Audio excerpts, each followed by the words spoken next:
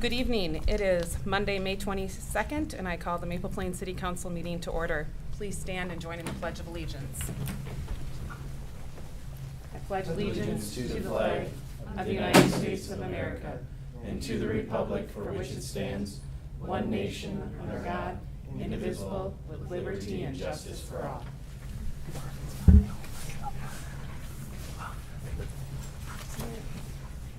I am looking for a motion to adopt the agenda for tonight's meeting. Moved by Cahill. Second. Second by Fay. Any discussion? All in favor of adopting the agenda? Aye. Aye. All opposed, same sign. Motion. We need to pull the consent. We can do that now. Motion carries. All right. Moving to the consent agenda, I am looking for a motion to, a motion to approve the consent agenda. Madam Mayor, could we just pull all three items off and talk about them individually? Yes, we can. All right. We will discuss each item individually, beginning with accounts payable. Good evening, Mayor and City Council. I have a few items on here that I've just looked at that I would like to provide some additional information to the council, if that's all right with you guys. That'd be great. I know that there were a few up on here that were a little odd. So the first one that kind of stood out to me was the Baggy Joe. So there's some uniform rentals up there, and that was a higher amount than we normally don't pay Baggy Joe for a lot of uniform rental stuff. And that was for a lot of safety reflective gear that we got through 'em. We do not get this every year. It's just some safety reflective vests and pants that we have, depending on weather and whatnot, that we have to wear to stay safe out on the roads. This is a purchase that's made maybe every 3-4 years. So it was it's- a purchase, not a rental. Yep, this is a purchase. It just falls underneath uniform rentals because that's just the best place to put this item, I felt, with the budget. So, the second one I have is this Versace Sales. I'm hoping I pronounced that right. And that is for some park equipment supplies. We pay this one every year. It's a once a year pay. And this is for our baseball fields, all the chalk and all of the, there's a variety of different, mound replacement and different, some bases if we need to get that. A lot of some class 5 dirt to reinforce mounds of, pitching mounds and whatnot. That's a little bit different. That's what this is for. I mean, this is the cost for the entire year for our city fields and maintaining that. So that's a once a year expenditure that we have. So. And that goes to the park budget? Yep, that's I'm taking that right out of park equipment supplies on that one. Yep. And then GMH Asphalt Corporation, which I took out of capital overlay. And that's for our patching on the roads that we do annually. GMH was not the recommendation of Public Works. They were the lowest bid, and I wanted to go with that option because it was a cost-effective way of going with the low bid there. We haven't used GMH before. Public Works was a little hesitant based on some of their previous experiences that they've had with them in another community. We had them come out, and we weren't thrilled with the work that they did. We kind of had to push them along to get what we wanted from them. It's passable by Public Works standards to the fact of that they got the essential big potholes filled. They may have to go through and do some additional patching. They had the owner of the company come out. It was a pretty heated deal, and at the end of the day, we've come to the conclusion that this probably won't be a company that we would use in the future based off of the work that we received from them this year. Next one I highlighted was Grandview Lodge. Can we go back to that one? Sure, absolutely. Excuse me. Is the patching complete? The patching for the contracting portion of hiring someone out is, from the Public Works perspective, we still have some additional patching that we'd like to do. And we're scheduling that out. We borrow a piece of equipment from the surrounding community, and then we'll do some additional patching throughout the summer yet, too. Okay, because in particular, I've been contacted about Main Street in front of the businesses and Yep. Main Street West, so just so they're on the radar. That's on their radar. And then one other question I received from a resident is they were inquiring why the big patch on Joyce Street, the water main break, was not done. There's still gravel there. And I said I would have to check, because I don't. Yeah, that That happened not too long ago, but I'll definitely follow up on that one. I don't have an answer for that at this time. Okay, So, thank you. yep. The next one I have is Grandview Lodge, and that was for my conference. I spent 2 nights up there, up at the conference, and so that's the total amount is for that rooming and lodge there. We had some from Lano just for some equipment, some lawnmowers and whatnot that needed some maintenance. That's why that's where it's at. We actually had a few of those. We had all of a sudden also Midwest Services, and that was for our cat loader specifically in our 2014 Mack plow truck that needed to get oil changes and a full inspection at that time. And then I also had on here Summit Fire Protection, which we have to do a yearly full inspection from a fire services company for all of our extinguishers and basically to look at the building and make sure that we're compliant, or if there was a fire to happen, that we meet all these standards. Fortunately, it takes a lot of time and it's not cheap, and that's what that $510 is for that in itself. Then Toshiba, you might notice that bill's a lot higher. That's 5 to 6 months of the bill with no late fees, and that was held by staff for a long time because we were concerned about some of the charges we were getting for color copying. And so I had a representative from Toshiba come out and really explain that. Well, that took some time to get all that in place.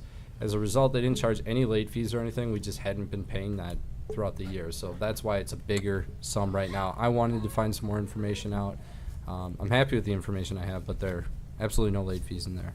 So those are the ones that kind of stood out to me, but if there are any other questions from City Council, I'd be happy to answer them at this time regarding accounts payable.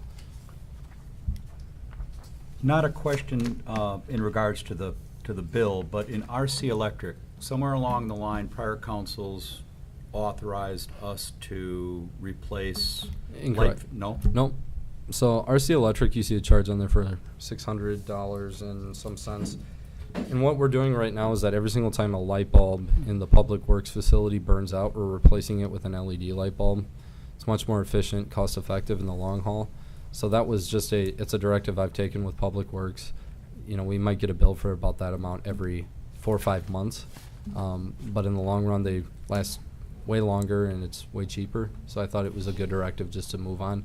It's not a giant expenditure every year, but it adds up and it'll save us that money. Is there an end date in sight? Well, whenever our last fluorescent light bulb burns out, then that'll be the end of it. One other note I just wanted to make from previous council meeting, we did, there was a question over a $14 administrative charge, a charge that we receive on our attorney bills at times. And that's for, and John, correct me if I'm wrong, I believe that's for access to some of the BCA databases. We approved a resolution not too long ago for some of that, and that's a charge that they charge our attorney services. It's a fee that I believe you guys have to pay to get access to that. It primarily is for Westlaw. It's legal research. It's city's portion of that to keep access for all the latest cases and things of that nature. So Yep. that's what that's for there. Thank you. Any other questions regarding accounts payable? All right, looking for a motion then to approve the accounts payable. So moved. Moved by DeLuca, Second. second by Broda. Any discussion? All in favor? Aye. Right. Moving on then, May 8th, City Council regular meeting minutes. I had a clarification on the minutes related to the payment of one of the bills. Sure. It was in regards to the MnDOT property, if you recall that, under new business. Yep. The motion that was made was on the condition that the fee be assessed back to the landowner. That isn't reflected in the minutes, and I want to make sure that it is. Correct. I will add that in. Yeah, the minutes notes that it will be looked into, so we'd like that. Yep. Any other corrections or additions or comments on the minutes? Okay, with the noted change from being looked into to assess to, looking for a motion to approve the City Council regular meeting minutes. Make a motion to approve the regular meeting minutes from May 8th, 2017. Second. Any further discussion? All in favor? Aye. Motion carries. All right. We are looking to approve the hire of Nicole Kathman, not sure if I'm pronouncing that correctly, as assistant to the city administrator. Honorable Mayor and City Council, it's an exciting time. We went through quite a process to find a good candidate to be the assistant to the city administrator. Just a little overview of the process, and then a little bit about the candidate and moving forward and what that compensation is going to be, so the public is aware of that too. So we had about 36 applicants that applied for the position. Staff reviewed those applicants, and we narrowed it down to 6 through a grading process. From those 6, we had a panel put together of staff. Some of the members here tonight are on that panel, and we narrowed it down from 6 to then 3 candidates. Once we got down to 3 candidates, the next step of the process included the city council, and we interviewed those 3 applicants, and it was decided by city council that Nicole Kathman was the best candidate for this position. Nicole, some of the compensation that Nicole would be or will be receiving is her hourly rate at this point is $26 an hour. She would also receive our benefits compensation package. Hasn't changed. It's not specific or special to any one employee. So it's our standard benefits package, which would include health insurance, dental insurance, and life insurance. So those would be the components of Nicole Kathman's compensation. Of course, being a public employee, she'd be eligible for para benefits, which would be the Public Employee Retirement Association. But yeah, so that's those are the compensation and a little bit about the process of how we got to Nicole Kathman as the new assistant to the city administrator with your blessing. So. Any questions or discussion? All right. Looking for approval to hire Nicole Kathman as the assistant to the city administrator. So moved. Moved by Boda. Second. Second by Cahill. Any discussion, further discussion? All right, all in favor? Aye. All right, motion carries. Mayor, Yes. if I could please ask if it's possible, if we could move one item further up into the agenda by chance. Just Ashley Elmer here requesting a conditional use permit. She is present. If we could potentially move her up, I think Yes, would be really sorry, I did appreciative. not know. All right, we can just do that one right now. So let's go to public hearing. Letter A, Ashley Elmer, applicant owner, requests that the city consider a conditional use permit for the property located at 1735 Perkins Lane, number 24118-24-44-0066. Honorable Mayor, council members, this item's coming before you after being reviewed at the Planning Commission and having a public hearing at the Planning Commission meeting as well. The applicant is seeking a conditional use permit to allow home occupation so that she can provide chiropractic services from the home that is located on that subject property at 1735 Perkins Lane. Property itself is zoned R1 residential. It's guided by the city's comprehensive plan as single-family residential, and it's approximately 0.3 acres in overall area. The property is located just on the west side of Perkins Lane, just north of the intersection of Perkins Lane and Bradford Street, and there's a single-family home located on the subject property. So in the city, home occupations in R1 or in residential zoning districts are considered conditional uses. And as a conditional use, the applicant has to go through the process of seeking a conditional use permit. The city has criteria relating to granting a conditional use permit such that it protects essentially welfare and health, safety, welfare, and the reasonable use and enjoyment of the surrounding properties. We look at those. It also gives the city an opportunity to essentially catalog or track those properties and those uses to ensure that they continue to comply with the requirements of the ordinance and the criteria for granting the conditional use permit. In this particular case, the city has home occupation listed in the ordinance, and Home occupation is any gainful occupation or profession engaged in by the occupant of the dwelling unit, within the dwelling unit, or within any lawfully existing accessory structure, which occupation is clearly incidental to the residential use of the premise. And then it goes on to state what it cannot cause. It shall not produce light, glare, noise, vibration, odor, things of that nature that would be considered nuisance to the surrounding properties.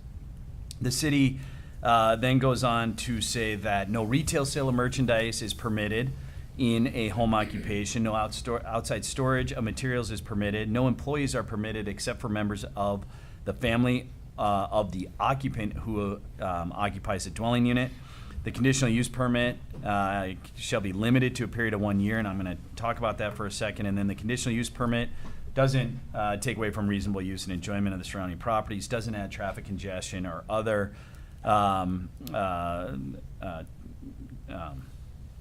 additional congestion to the city streets, and the city can impose hours and other conditions as it feels applicable to the consideration of the application. In this particular case, the applicant would like to treat patients in her home as a chiropractor. She had a chiropractic office in another nearby community, and she chose to essentially get out of the business as a larger scale business. But she, as she and I have talked, she serves pediatric patients primarily, and that's one of her focuses. And as such, she has a following, I guess, of people who would like her services because it is a specialty amongst chiropractors. She has small children, as we can see tonight as well, and she'd like to work just during kind of school time hours to serve a certain kind of select group of patients.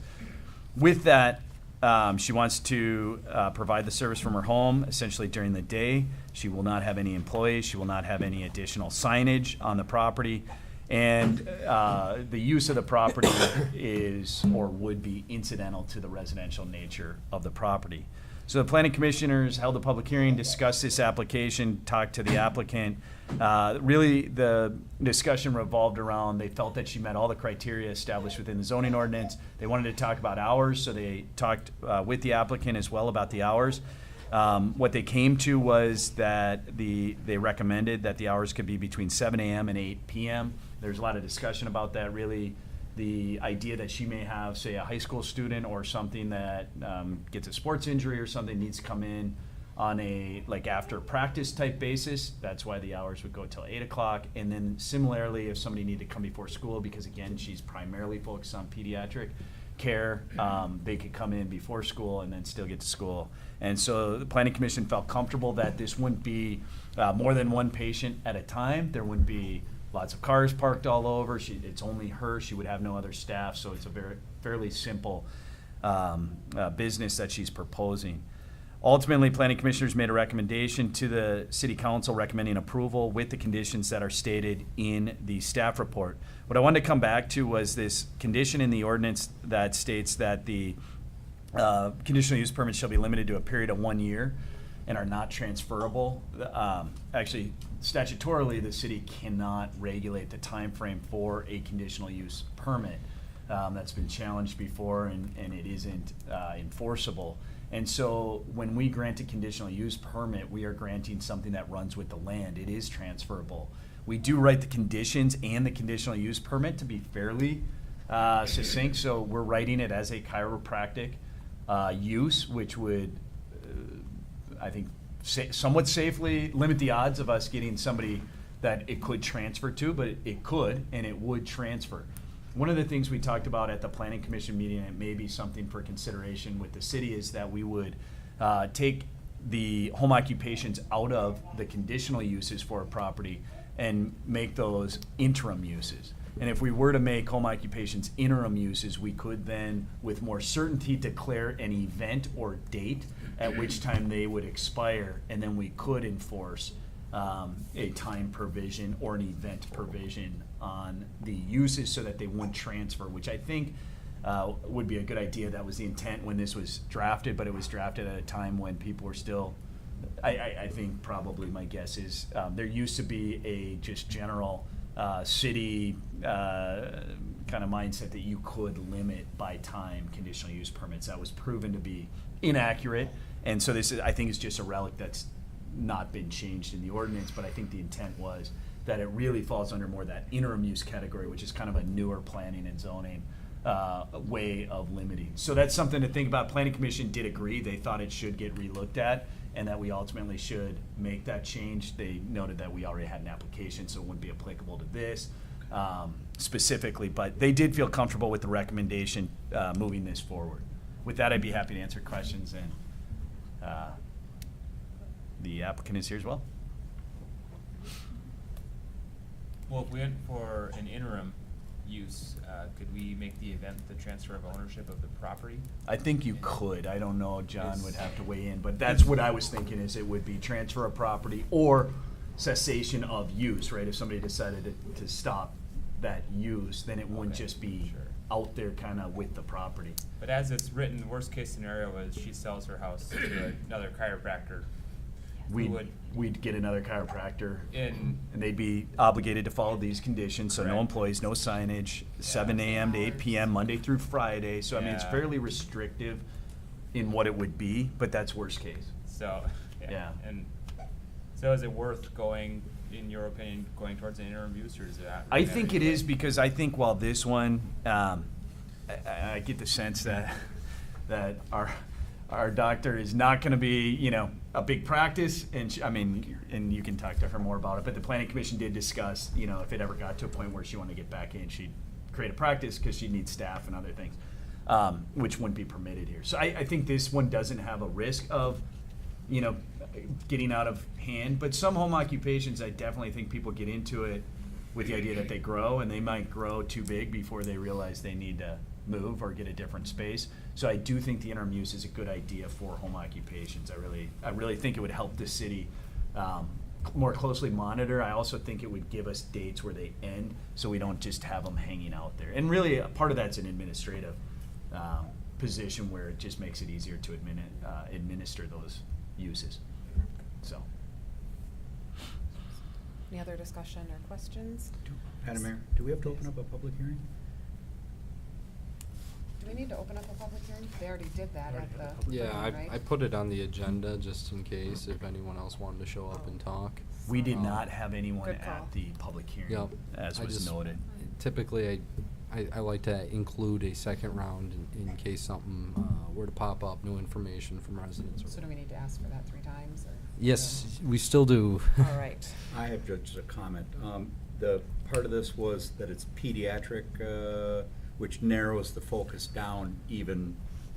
It does, although we eliminated pediatric only, and we said just chiropractic care, and that was in talking with our applicant. She noted that occasionally she gets pediatric patients who have a parent who then she may do an adjustment for it. She didn't want to be in violation then if that's the case, but I think your focus is pediatric care.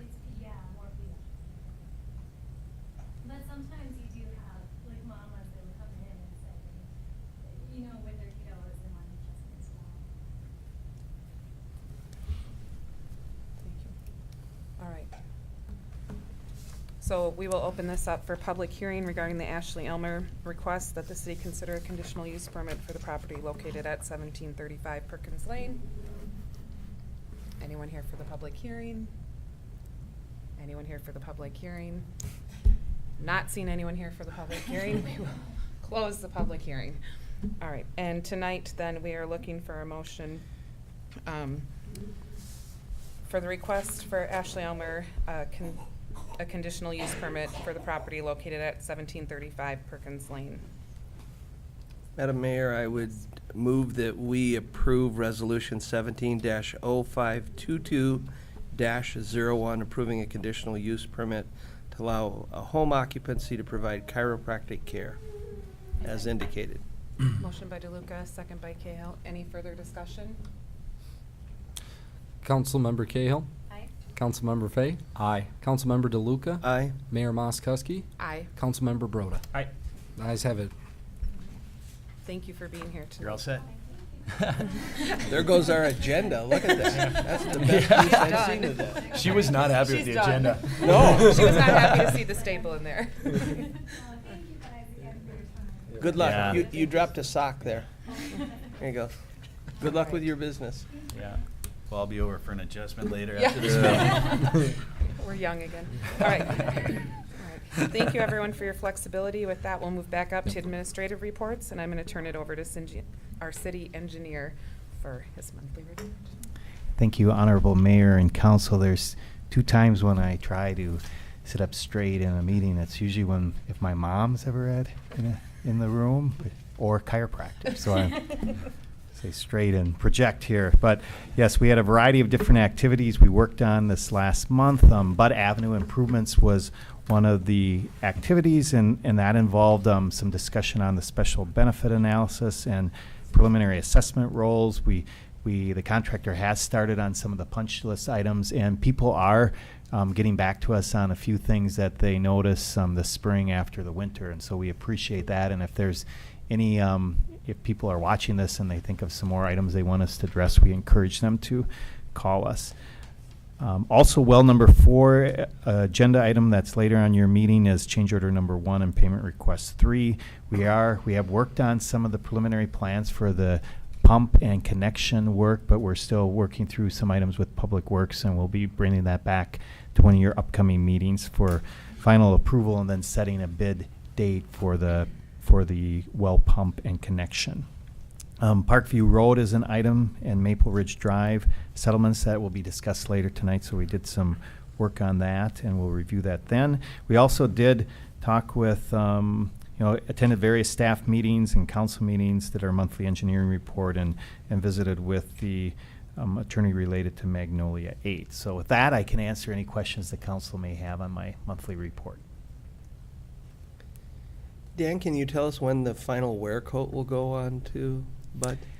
Yeah, the contractor has done some of the patching of the curb and the bituminous. We anticipate sometime by mid-June. And we'll give an update on that once we have an exact date from the contractor. Any other questions for our engineer? Can residents take the flags out of their yards? Or does that need to hold until June? Yes, on Bud Avenue? Yes, on Bud. Yes, residents can remove, I think as part of some of the work and, the standard procedure that a contractor does is they call for locates, but, right, you can remove them and save them for the future if you want to use them for marking sprinkler heads or whatever. And that goes for Parkview and Maple Ridge, right, Dan? Correct. Okay, Correct. perfect. So if you have any flags out in your yard on Parkview or Maple Ridge Drive, feel free to remove those flags. Thank you. Perhaps we could get a communication out to those residents as well. Absolutely. Looking for a motion to approve the city engineer's May monthly report. So moved. Moved by Cahill, Second. second by DeLuca. Any further discussion? All in favor? Aye. Aye. All right, motion carries. Next, we will go on to our city planner monthly report. Thank you, Honorable Mayor, council members. Just an update from the last month. We had the May Planning Commission meeting. One of the items that was at that meeting you already heard tonight. The second one you'll hear shortly. We had several staff meetings. Some of the stuff that we're talking about at staff meeting from a planning standpoint is the Gateway property. We've got some activity on that property. We've had a couple of meetings with the property owner, and while there's nothing out on that property yet, I think maybe in the short future we might see something come through on that. So that's kind of exciting. And then working on just the planning applications that we had in front of us for the Planning Commission, and then tonight. And then we've had an additional meeting with the property owner of that 1425 Baker Road, in addition to 2 meetings with the potential redeveloper of that. So Bobby and I have had a couple of meetings now on that property. I have had correspondence even today with our downtown redevelopment developer, and he's anticipating being in front of the city at the next EDA meeting with that development agreement. He's working on his end, trying to seal up some of the things he needs to on property acquisition outside of the city's property. And so that's moving forward as well, maybe not as fast as we'd all like, but it's a kind of constant for him working on that. Outside of that, we've had other correspondence. I've gotten, I don't know if anybody's watches the real estate signs, but when property goes up for sale, especially in the downtown, there's 2 properties behind McGarry's that are for sale. I get, and I know the city office gets, and then I get probably after them or sometimes before them, a flood of phone calls on, can I do this? Can I do that? So we've got a couple properties up in the downtown, and we're getting a bunch of calls on those properties. You're probably getting tired of seeing 1675 Spring Avenue. I continue to get just a unbelievable, it's Highway 12 property. So you get everybody driving by, and then I get every possible question about use on that property. And then people want to know what are the setbacks, and then people want to know. So I've kind of got a standard sheet that I just email now because I don't want to have to reinvent that. But anyway, that property continues to be a hot property. And then outside of that, we just got a couple of new sign permit applications. You're going to see a sign permit application come through for the property tonight. Right now, we've had some turnover in a couple of our businesses. The old schoolhouse building turned over, and so there's an application in. You're going to see those come through. One of the things I'll just note so the council knows it, on some of the redevelopment buildings, when they come through and it's a complete changeover of use, in our downtown district, so that's anything that's mixed use, Gateway, downtown, or BUD, we require a sign package to be prepared for an entire building. It is not necessarily a just real easy, I can slap up a sign type of a requirement. We have a more stringent requirement on those, which requires city council ultimately to approve a package. So I'm just letting you know, because when people come in and they say, hey, I've got a $100 sign I put up, and we call them and say, no, you can't do that. Or they come in and say, hey, can I do a $50 sign permit? And we say, actually, you're going to have to do one for the entire building. There's some expense and some other things that are associated with that. So, but we're getting those things worked out. So you'll see a couple more of those come through. So with that, I'd be happy to answer any questions. Anyone have any questions? The property on Baker, is that north or south of the Park and Ride? It's the property, actually, the 1425 itself wraps around on the south and west sides of the Park and Ride, but that owner also owns 4 parcels north, all the way to the corner of Main and Baker Park Road. So that's all of the property we've been talking about, and actually, oddly enough, or interestingly enough, kind of 2 distinct projects within that. So. Any further questions? All right, looking for a motion to approve the report. So moved. Second. Any further discussion? All in favor? Aye. Opposed, same sign, motion carries. Next, we'll have the West Hennepin, March and April monthly reports. Honorable Mayor and council members, included in your packets and before you is the March and April 2017 activity reports. Through April 30th, we've handled 2,540 incidents, 925 in Maple Plain and 1,435 in Independence. In the month of April, we handled 213, and in Independence, 345 incidents. This is an increase from 123 incidents compared to that same time frame last year. I'll briefly go over a few highlights of March and April. On March 4th, I bring this up because this one's related to the March 25th reporting of suspicious activity. On March 4th, we were dispatched to the water tower in Maple Plain for suspicious activity of 2 females that climbed up the water tower awning and tried to get into it.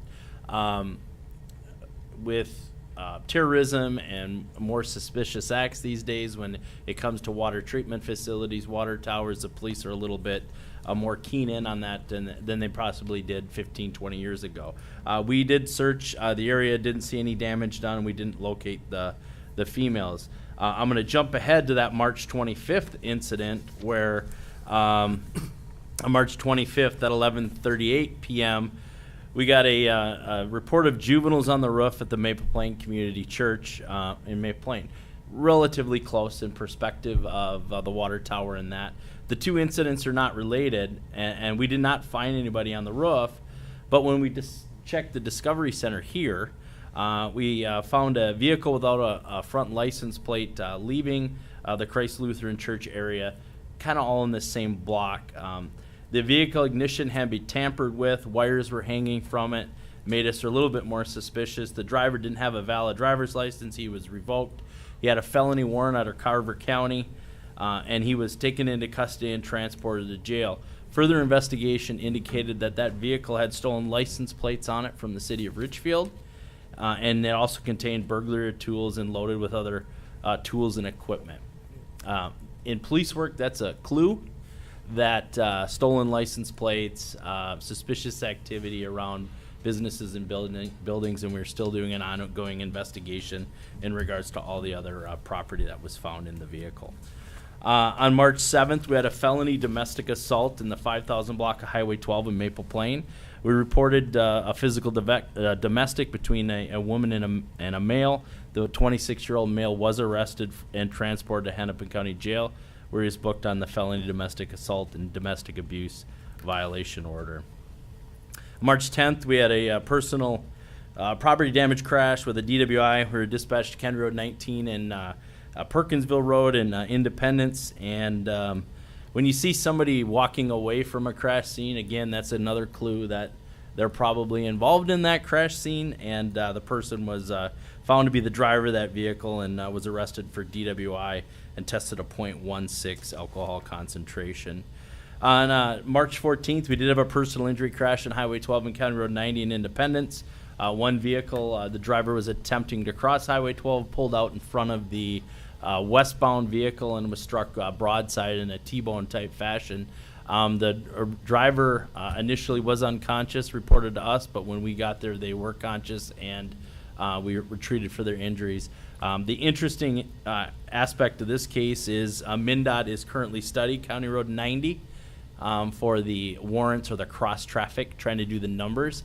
And instead of putting the rubber strips across the road, they found that if they put up video cameras at intersections, it's easier to count the vehicles through the video camera and see the congestions. And I reported this incident to MnDOT of, here another miss, a near fatality, moderate injuries, and they replied back with, here's the video of the crash.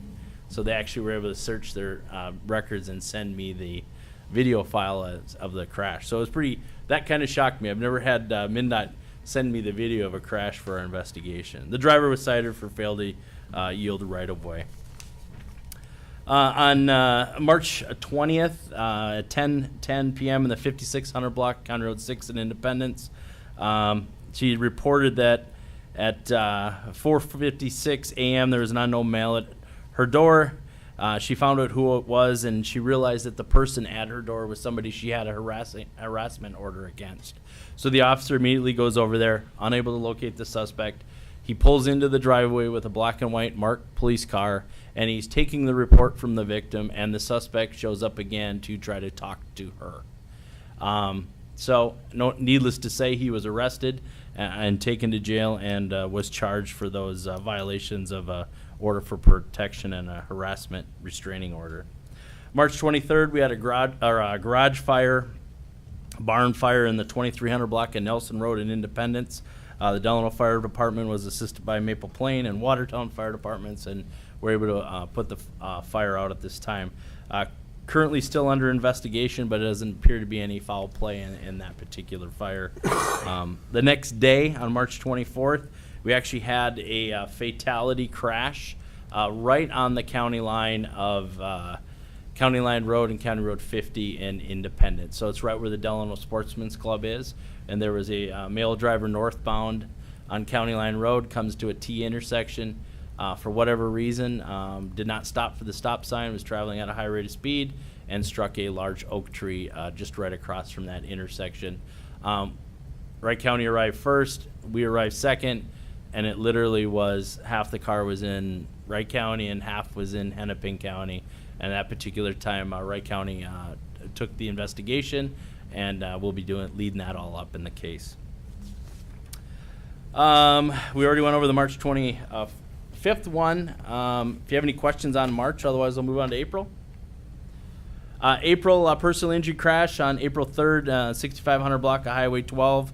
The driver was westbound on Highway 12, turned in front of an eastbound vehicle, striking the passenger side. The driver just simply thought she had enough time to pull out in front, and she didn't, and they was issued a citation for failure to yield. On April 4th, it was kind of an interesting call for Bobby and I. Mark, I can't recall if you were here. Dan, I think you were. We had a staff meeting. Was it staff meeting Yep, that day? staff meeting. And the alarms and started going off and says, we have an active fire and you need to evacuate. And I looked around and I looked at Bobby and he says, I don't know, sometimes we have these test drills, I don't know, and we go out and it's smoke in the hallway, and so all the kids got evacuated. We had a really good response time of 0 minutes and like 1 second, so I was here. There was a small fire in the kitchen as they were cooking a pork tenderloin, if I remember right. Yep. And the fire department arrived, and we were able to assist with that. So that was a new one for me. Hadn't actually been on scene of a fire at the time it was happening, but Fastest response time ever. absolutely. Kids loved it. You know, they were, of course, excited, all the firefighters to come in. So on April 7th, we had a 4th-degree DWI crash at Baker Park Road and Perkinsville Road again.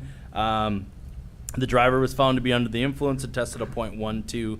They were released pending a complaint. On April 12th, we had a suspicious activity call on the 5100 block of Highway 12 in Maple Plain. Employees reported that there was an occupied vehicle parked in the business lot behind. Police made contact with a 19-year-old male from Maple Grove and his 21-year-old passenger. They were found to be in possession of drug paraphernalia and under the influence of alcohol, so they were issued a citation for minor consumption and the drug paraphernalia possession. We had a welfare check on April 19th. We were dispatched behind the 5100 block of Industrial Street in Maple Plain. Somebody was asking us to do a welfare check on their sister who said they'd been living in a car in an abandoned parking lot behind this business. We did find the vehicle parked behind there. The male passenger became extremely argumentative and disruptive with the police, refused to identify himself and follow directions. He was handcuffed and removed until he could be identified, and he actually had a warrant up for his arrest for obstructing legal process.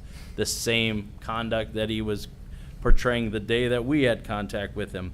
So he was arrested for that, and he was also had an order for protection against him with the female. So the female and the male were together. She had an order for protection against him. They were together in the car.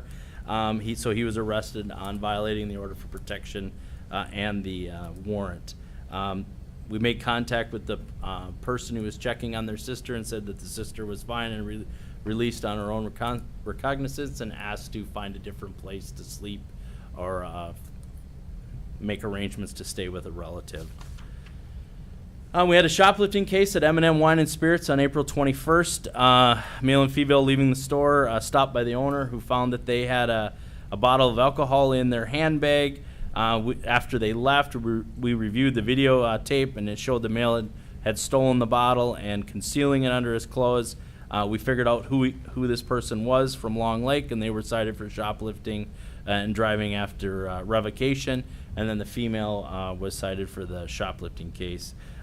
April 23rd, we had a good community relations event at Prairieland in Clayton Drive in Maple Plain.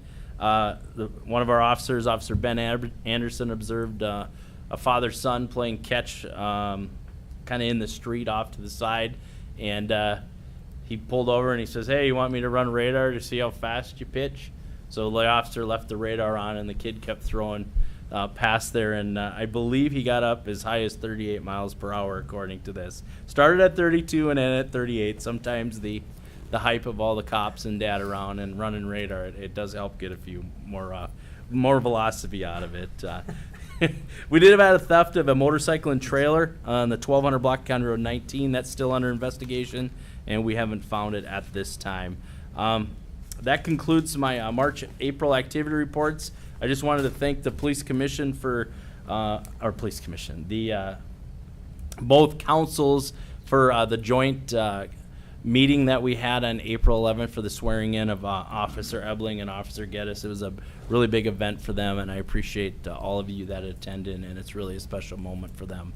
Both commented to me, being both officers that were from another agency, that tears were in their eyes for their spouses and family. And since they were both at another agency, they said they weren't even sworn in at their other department. So that was a big deal to them. So thank you for attending. So if you have any questions, I'm happy to answer them. Any questions from Chief? All right, looking for a motion to approve the West Hennepin March and April monthly report. So moved by Cahill. Second. Second by Broda. Any further discussion? All in favor? Aye. Aye. Next, we have the Public Works May monthly report. Honorable Mayor and City Council, here are some of the things that Public Works have kept themselves busy with during the month of May. They've been maintaining our baseball fields and our parks. This is the time of year where mowing needs to happen like every day, it seems like, with all the rain coming. So that's been taking place, and spraying some weeds. We also did a massive cleanup of the compost site. I know a lot of residents noticed that we closed the compost site down Monday through Friday. I believe that was 2 weeks ago that we did that. So we were able to clean up the compost site significantly, and that is a really great service that we offer the community. So that's really good that we got that maintenance done. We've been maintaining our wells and water treatment plant, gathering quotes for residential sanitary sewer televising. We've been doing some individual pothole patching as well as the pothole patching that we contracted out. We are scheduled to do water tower cleaning, so the outside of our water tower is due for some cleaning. So we're getting scheduled to do that. Also to clean up the Bud Street project, some of the punch list items that Dan was talking about. Public Works are helping out on some of that if anything needed to pop up. And then reviewing and grading the sanitary mains for the street maintenance plan. So I know Harry's looked at hours and hours and hours of pipe underneath the street, so it'll be good to have that plan all complete. But those are some of the things that Public Works have been working on. I'd be happy to answer any questions regarding the plan. Any questions for Bobby regarding Public Works? On the compost site. Yep. Obviously, they took out many yards of shredded. Correct. There's still quite a bit of residual. Yep. What happens with that? Well, at this time, just because to remove that amount of sediment from the compost site, it's an expense. I mean, quite frankly, we did a little over $6,000 worth of work to grind up all of our stumps and leaves and different things and get that hauled out. I was a little over $6,000. We probably have at least $10,000 worth of sediment that we need to remove from the compost site. The reality is that the compost site is in a way better condition than it's been in many years. So it's that's the positive. We still have more maintenance to do, but whether that maintenance happens this year or next year or just throughout time, just to cut back on some of that upfront cost shock that comes with some of hauling this sediment, I would say that that's a greater likelihood. So in time, hopefully that sediment is removed from the compost site. Okay. I know a question that I was asked by a resident, and just for our viewing audience. Sure. I was contacted asking if the wood chips in the compost site are for taking. Yep. So just want to clarify that the wood chips in the compost site are for taking. So if you want wood chips, Anything take in there. them. Anything. I mean, take anything. Yeah. I mean, please. Take anything It's you free want. game. So, just so everyone's heard the same message. Right. So, other than that, that's all I have for Public Works. All right, looking for a motion to approve the Public Works May report. So moved. Moved by DeLuca, second by Cahill. All in favor? Aye. Aye. All right. Moving on to City Administrator monthly report. Thank you, Mayor and City Council. This month, administration, Sharon and I have stayed busy. We attended a variety of community organization meetings. We finished editing, we hope so, the employee handbook. We'll find out a little bit more tonight. We'll get to that a little bit later. We've been working with the Personnel Committee in the Fire Department with moving the Fire Department bylaws over to the employee handbook, and all of the employee handbook too has come from the Personnel Committee. Exploring a variety of economic development opportunities within the community. I know that Mark mentioned that there's some property off Baker Park, but then also staying up with our downtown development, and just looking at any opportunities that may exist to spur on some development here within town. We've been working with the Heritage Committee on different ways of preserving Maple Plain historical items. Well, we're not quite finished, but we're really close with the migration from Microsoft Outlook to Google. We need to get some archive emails that were done in Outlook. That needs to be brought over to Google yet, but all emails moving forward for the fire department, staff here, and city council will be through Google, so that's exciting. And staff continues to work with the Maple Plain Days Event Committee. We've narrowed down to 3 dates that we've got planned for this summer. I believe they're July 12th, August 1st, and August 31st. So there will be an event happening on these 3 days this summer. So stay tuned for more information on that. All 3 events we're shooting for at this time will include a movie in the park. So so look forward for that. There'll be some information posted on our website and on our Facebook. So stay tuned. And then staff is also, like I said, continuing to advertise through our communications, Facebook, the electronic sign, the city website. It's baseball season, so always feel free to stop by. And Sunday afternoons, typically, we've got our baseball teams playing here. So that's all I have for the administrative report at this time, but I'd be happy to answer any questions. Any questions for Bobby? All right, looking for a motion to approve the administrative report for the month of May. So moved. Moved by Rhoda, Second? second by Fay. Any further discussion? All in favor? Aye. Motion carries. All right, having no old business, we've done the public hearing for Ashley Elmer. We will open the public hearing again for, do we need a motion to open that officially? I think I did it wrong. Yeah. Officially, yes. All right, looking for a motion to open the public hearing. I move we open the public hearing. Moved by Rhoda, Second? second by Cahill. All right, public hearing is open. Anyone for the public hearing? Anyone for the public hearing? Seeing no one for the public hearing, looking for a motion to close the public hearing. I move we close the public hearing. Moved by Rhoda, I'll second that. second by Fay. Any discussion? All in favor? Aye. All right, moving on to letter B. We're gonna discuss resolution 17-0522-02 to approve a variance to allow a sign that is internally lit and attached to the subject building located at 5159 Main Street East. Honorable Mayor, Council, this item also went before the Planning Commission at their May meeting. This is a request by Wealth Protection Group, which is seeking a variance to allow a new internally illuminated sign to be located on the building facade as a wall sign at the property at 5159 Main Street East. This property is one that probably is familiar to the City Council, as we approved a variance for a similar new internally illuminated wall sign last year for a different business. The particular building is a multi-tenant building. It's located on the south side of Main Street, right at the intersection of Highway 12. It's zoned downtown, mixed-use downtown, MUD, and it's guided by the city's comprehensive plan as mixed use. The site overall is approximately 0.3 acres. The building itself is a multi-tenant building, and as a multi-tenant building has various tenants that have lease space within that building. And as those tenants turn over, the need for a new sign also changes. And last year, we saw a tenant come forward to the city seeking a sign that would be internally illuminated. Ultimately, the city granted a variance allowing for that internally illuminated sign. So here we are again with a new business, different than the one we approved last year, coming forward as a new lease space is turned over from tenants. And the applicant, this new applicant is seeking an internally illuminated sign. And why that matters is the city, within its downtown design guidelines, has a standard which says that internal illumination of lighting is not acceptable, which we've interpreted and found to mean that it is not permitted. And the practice has been on other buildings within the downtown areas that we don't allow internally illuminated signs.